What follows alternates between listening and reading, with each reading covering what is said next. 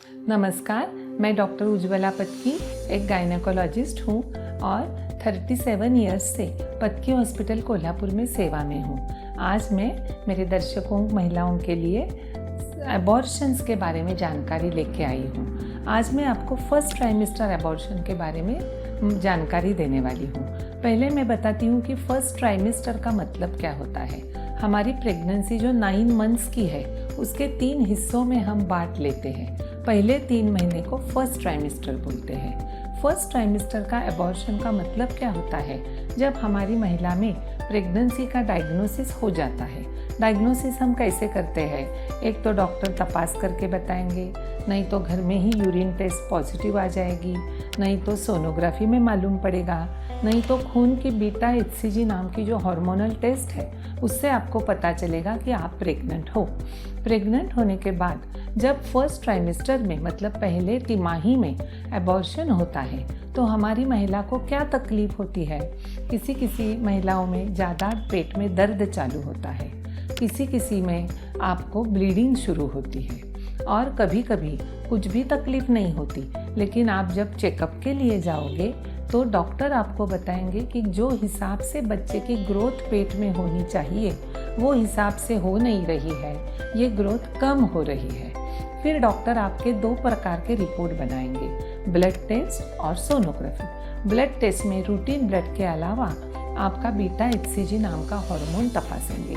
अगर beta HCG की level आपकी फॉल हो रही है, गिर रही है नीचे, तो आपका ये गर्भ ठीक मायने से ग्रोथ नहीं पकड़ रहा है। अगर आपको सोनोग्राफी में ऐसा मालूम पड़ा कि बच्चे के हार्ट बीट्स नहीं हैं, मिस्ड एबॉर्शन है, ब्लाइटेड ओवम है, इनकम्प्लीट एबॉर्शन है, तो ये आपको एबॉर्शन का मतलब अंदाज डॉक्टर दे सकते हैं। अभी दूसरी बात ऐसी है, ये एबॉर्शन की वजह क्या होती है? कभी कभी जेनेटिक कॉजेस होते हैं। जब फर्स्ट ट्राइमेस्टर में एबॉर्शन होता है तो सबसे ज़्यादा महत्वपूर्ण कॉज जेनेटिक होता है। मतलब जो गर्भ बन रहा है उसमें क्रोमोसोमल या जेनेटिक डिफेक्ट्स होते हैं जो इतने जल्दी हमें पता नहीं चल सकते। दूसरा अब कॉज हो सकता है हार्मोनल इम्बैलेंस।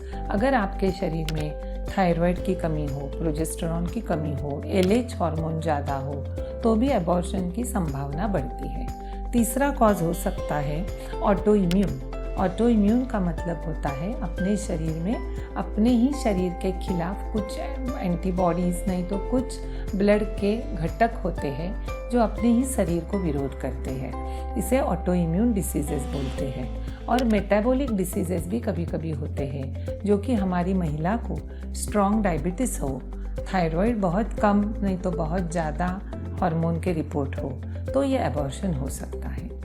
तो आपको अगर फर्स्ट ट्राइमेस्टर मतलब पहले तिमाही में ब्लीडिंग या पेन्स चालू हुए तो आप फ़ौरन डॉक्टर के पास जाइए।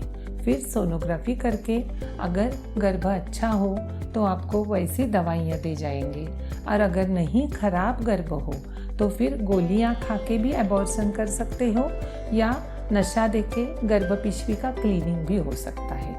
बाद में एबॉर्शन हो जाने के बाद में इसकी वजह ढूंढने के लिए हस्बैंड और वाइफ दोनों के अनेक प्रकार के ब्लड के रिपोर्ट्स करेंगे और वाइफ के बारे में पेल्विस का 3D सोनोग्राफी बनाएंगे। तो हमें ये एबॉर्शन की वजह मालूम हो जाएगी और आगे की प्रेगनेंसी में ये तकलीफ दोबारा नहीं होगी। धन्यवाद।